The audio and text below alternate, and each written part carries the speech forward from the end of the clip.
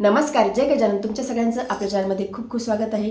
श्री गजानन महाराजांचं नामस्मरण किंवा नामजप एवढा शक्तिशाली का आहे त्याबद्दलचीच माहिती आपण आजच्या व्हिडिओमध्ये बघणार आहोत. जेव्हाही आपण महाराजांची भक्ती सेवा उपासना करतो त्यामुळे आपल्याला महाराजांची प्राप्ती होत असते, आपल्या जीवनाचं कल्याण होते. तर नामजप हा श्रेष्ठ सांगितला आहे कलियुगामध्ये. जसं की सतयुग, त्रेतायुग आणि द्वापरयुग या तिन्ही युगापेक्षा कलियुगामध्ये सर्वश्रेष्ठ नामजप हा सांगितला आहे. म्हणजे या 3 युगामध्ये ऋषीमुनीजी तपचर्या करायचे, हिमालयामध्ये जायचे किंवा घराच्या बाहेर राहायचे, हजारो वर्ष तप करायचे. त्यापेक्षाही कलियुगामध्ये आपण आपल्या घरी राहून महाराजांचं जर का आपण नामस्मरण केलं तरीसुद्धा आपल्याला भगवंताची प्राप्ती होणार आहे. एवढा शक्तिशाली हा नामजप सांगितला आहे. म्हणजे कलियुगामध्ये लोकांकडे वेळ नाही किंवा आयुष्य मर्यादा देखील आहे. पूर्वीचे लोक हजार वर्ष जगायचे. आत्ता कलियुगामध्ये लोकांकडे जास्त वेळ नाही, कामामुळे किंवा आयुष्य मर्यादा देखील झालेली आहे, वय मर्यादा देखील झालेली आहे. त्यामुळे कलियुगामध्ये जर का भगवंत प्राप्ती करून घ्यायचं असेल तर त्यामध्ये सर्वश्रेष्ठ साधन आहे ते म्हणजे नामजप. तर एवढा शक्तिशाली हा नामजप सांगितला आहे. तर नामजप देखील 2 प्रकारचा असतो. एक म्हणजे वाचिक म्हणजेच मौखिक नामजप किंवा मानसिक नामजप. तर आपण सुरुवात कुठून करावी? जे नवीन आहे, ज्यांना नामजपाला सुरुवात करायची आहे त्यांनी आवर्जून वाचिकपासून सुरुवात करावी, म्हणजे मौखिक नामजपापासून सुरुवात करावी. यामध्ये तुम्ही माळ देखील घेऊ शकता.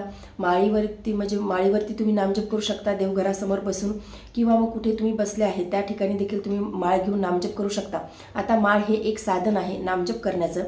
म्हणजे असं आपण बघतो की काही जे खूप वैष्णव आहेत किंवा जे साधू संत आहेत ते सतत त्यांचा नामजप चालू असतो माळीवरती. तर माळीवरती नामजप करणे म्हणजे ते एक साधन आहे. म्हणजे माळ जरी हातातून पडली तरीसुद्धा मुखातून हरीचं नाव पडायला नको, एवढं त्यांचं नामजपावरती प्रभुत्व ते प्राप्त करतात. आणि मग नंतर त्यांचा मानसिक नामजप चालू होतो. मानसिक नामजप म्हणजे आपण बसलेलो जरी असलो तरीसुद्धा समोरच्या व्यक्तीला कळणार नाही की हा व्यक्ती नामजप करत आहे. एवढं त्यांचं त्या नामावरती प्रभुत्व निर्माण होते. ते बोलत जरी असले तरीसुद्धा प्रत्येक श्वासामध्ये ते नामजप करतात. प्रत्येक श्वास आपण घेतो आणि सोडतो त्यामध्ये त्यांचं नामजप हा चालू असतो. एवढं त्यांचं नामावरती प्रभुत्व प्राप्त होते. तर हा नामजप आपल्याला जे काही नवीन असतील त्यांनी अगोदर वाचिकपासून सुरुवात करावी. वाचिक नामजपापासून सुरुवात करावी. माळ घ्यावी किंवा काउंटर देखील येते आजकाल. काउंटर देखील मिळते की किती नामजप आपण दिवसभरामध्ये केला. तर आपण आपल्याकडून जेवढा शक्य असेल तेवढा नामजप करण्याचा प्रयत्न करायचा आहे. काउंटरवरती करा किंवा माळीवरती करा. तुळशीच्या माळीवरती केला तर सर्वात उत्तम. तुळशीची माळ म्हणजे फक्त ती तुळशीची माळ नाही, तुळशीच्या माळीला खूप महत्त्व आहे. आपल्या वारकरी संप्रदायामध्ये, आपल्या वैष्णवामध्ये तुळशीच्या माळीला खूप महत्त्व आहे. तुळशीच्या माळीचा स्पर्श होणे देखील आपल्यासाठी खूप भाग्यशाली असते. त्यामुळे देखील आपण आपल्या कंठामध्ये देखील तुळशीची माळ घालतो की तुळशीचं माळीचं पाणी आपल्या अंगावरती पडावं. त्यासाठी देखील आपण तुळशी परिधान करत असतो किंवा आपण आपल्या गळ्यामध्ये धारण करत असतो. तुळशी सर्वश्रेष्ठ मानल्या गेलेली आहे. त्यामुळे आपण आपल्या घरामध्ये तुळशीला महत्त्व देतो. कुंडीमध्ये आपण आपल्या तुळस लावलेली असते. तुळशी वृंदावनामध्ये आपण तुळस लावलेली असते. म्हणजे सांगायचं एवढंच की जे वैष्णव आहेत त्या प्रत्येकांच्या घरामध्ये तुळशी असतेच. आणि जे वैष्णव आहेत समजा त्यांना हरिप्राप्ती करून घ्यायची आहे ते सगळेजण कंठामध्ये तुळशीची माळ देखील धारण करतात. तर तुळशीची माळ तुमच्याकडे जे कोणी गुरु असतील त्यांच्याकडून तुम्ही आवर्जून धारण करून घ्या. आता परत एक कन्फ्युजन इथे असते की नामजप करताना गणगण गणात होते हा नामजप करावा, नामस्मरण करावं, हा झाला मंत्र गणगण गणात होते, किंवा गजानन महाराजांचा नामजप करावा म्हणजे गजानना गजानना. किंवा मग खूप मला कमेंट अशा येतात की नामजप हा गुरुमंत्र घेतल्याशिवाय करावा की नाही करावा. तर मला तुम्हाला एवढं सांगायचं आहे की गणगण गणात होते हा नामजप कुणीही करू शकतो. म्हणजे तसं आपल्याला ग्रंथामध्ये दिलेलंच आहे की गणगण गणात होते हा नामजप करावा. आणि हा नामजप हा आपण गुरुशिवाय देखील करू शकतो किंवा हा मंत्र आपण कोणीही करू शकतो, कुणीही म्हणू शकतो. ग्रंथामध्ये तसं सांगितलं आहे. त्यामुळे इथे गुरूंची आवश्यकता नाही. श्री गजानन महाराज साक्षात आपले गुरु आहेत. त्यांनीच आपल्याला तो मंत्र दिलेला आहे. तर त्या मंत्राचं तुम्ही मनात काही संकोच न घेता तुम्ही गणगण गणात होते या मंत्राचा जप करू शकता. तुम्ही गजानना गजानना हा महाराजांचा नामजप देखील करू शकता. मंत्र जप आणि नामजप या दोन्ही गोष्टीमध्ये फरक आहे. नाम म्हणजे देवांचे नाव म्हणजे कृष्ण, राधा किंवा राम, शिव, गजानन हे झाले नाम. आणि जे मंत्र असतात समजा गणगण गणात होते ओम नमो भगवते वासुदेवाय नमः किंवा ओम नमः शिवाय. आता ओम नमः शिवाय हा वैदिक मंत्र आहे. तो देखील गुरुशिवाय घेतला जात नाही. तो त्याच्यावरती एक सेपरेट मी व्हिडिओ देखील बनवलेला आहे की ओम नमः शिवायचा जप आपण का करू नये विदाऊट गुरुशिवाय, गुरूंनी घेतल्याशिवाय. परंतु जेव्हाही तुम्ही कुणाला कुणाला गुरु कराल, आता अनेक गुरु परंपरा आहेत, अनेक गोष्टी वेगवेगळ्या आहेत, परंतु तुम्ही ज्यांना गुरु कराल त्या गुरूंनी तुम्हाला जो मंत्र दिलेला आहे त्या मंत्राचा नामजप मग तुम्ही करा. आणि तो मंत्र कुणाला सांगायचा नसतो, जो गुरूंनी आपल्या कानामध्ये सांगितला आहे. आपण ज्यांच्याकडून गुरु दीक्षा घेतलेली आहे तो मंत्र आपण कधीच कुणाला सांगायचा नसतो, तो मंत्र आपण कधीच कुणाला बोलून दाखवायचा नसतो. ज्यांनी ज्यांनी गुरुदीक्षा त्याच गुरुकडून घेतलेली आहे त्या व्यक्तीला तुम्ही ते शेअर करू शकता किंवा त्या व्यक्तीसोबत तुम्ही त्या मंत्राबद्दल बोलू शकता. परंतु अन्य कुणाला समजा ज्यांनी त्या गुरूंकडून गुरुदीक्षा घेतली नाही, त्यांचा तो मंत्र नाही, मग त्यांना तुम्ही तो मंत्र सांगू शकत नाही किंवा त्यांना बोलू शकत नाही. गुरूंकडूनच आपल्याला तो मंत्र घ्यायचा असतो आणि त्यानंतरच आपल्याला त्या मंत्राचा जप करायचा असतो. परंतु गणगण गणात भूते या मंत्राचा जप तुम्ही करू शकता. म्हणजे या मंत्राचा जप आपण कुणीही करू शकतो, अगदी लहानांपासून वयोवृद्ध व्यक्तीपर्यंत गणगण गणात भूते या मंत्राचा जप आपण करू शकतो. कारण की श्री गजानन महाराज साक्षात आपले गुरु आहेत, आपण त्यांना गुरुचं स्थान दिलेलं आहे. गुरुपद कसं द्यायचं आहे याबद्दलचं देखील मी व्हिडिओ तुमच्यासोबत शेअर केला होता. परंतु ज्यांना श्री गजानन महाराजांना गुरुपद द्यायचं आहे त्यांना गुरुपौर्णिमेचीच वाट बघावी लागेल. गुरुपौर्णिमेच्या वेळेसच आपण श्री गजानन महाराजांना गुरुपद देऊ शकतो. गुरुपौर्णिमा येईन परत, मी त्यावेळेस तुम्हाला सांगेन की श्री गजानन महाराजांना गुरुपद कसं द्यायचं आहे. तर नामस्मरणाचं मी तुम्हाला सांगत होते की नामस्मरण हे खूप जास्त महत्त्वाचं आहे. त्यामुळे तुम्ही चालता बोलता उठता बसता तुम्ही नामस्मरण करायला सुरुवात करा. नामस्मरण केल्यामुळे आपलं मन शुद्ध होते, आपलं अंतःकरण शुद्ध होते, आपल्या मनातले जे काही वाईट विचार आहेत किंवा निगेटिव्ह ज्या गोष्टी आहेत त्या दूर होतात. म्हणजे आपल्या स्वतःविषयी असो किंवा इतरांविषयी असो, आता मन असंच आहे की आपल्या मनामध्ये दिवसभरामध्ये 1 ना 1000 विचार हे येत असतात. परंतु आपण जेव्हा नामजप करायला सुरुवात करतो त्यावेळी या सगळ्या ज्या गोष्टी आहेत म्हणजे आपलं मन अंतर्बाह्य बदलायला सुरुवात होते आणि या सगळ्या ज्या गोष्टी आहेत त्या आपल्यापासून दूर जातात. म्हणजे आपण आतूनच आपण तसं बनत चालतो. म्हणजे आपल्याला जास्त काही परिश्रम करायची गरज पडत नाही. आपण ॲटोमॅटिक त्या भावामध्ये चाललो जातो किंवा ते नाम जपत असताना किंवा त्या गोष्टी ॲटोमॅटिकली आपल्यासोबत घडत जातात. त्यामुळे तुम्ही जास्तीत जास्त महाराजांचा नामस्मरण करण्याचा प्रयत्न करा, मंत्राचा जप करा किंवा महाराजांचा नामाचा जप करा, परंतु नामस्मरण करण्याचा नक्की प्रयत्न करा. चालता बोलता उठता बसता तुम्ही ऑफिसमध्ये आहेत, कुठे तुम्ही काम करत आहात तरीसुद्धा तुम्ही करा. आणि जे नवीन आहेत ज्यांचं अजून नामावरती एवढं प्रभुत्व झालं नाही, मग तुम्ही अगोदर वाचिकपासून सुरुवात करा. माळ जपापासून मंत्र म्हणायला सुरुवात करायची आहे किंवा महाराजांचं नाव घ्यायला सुरुवात करायची आहे.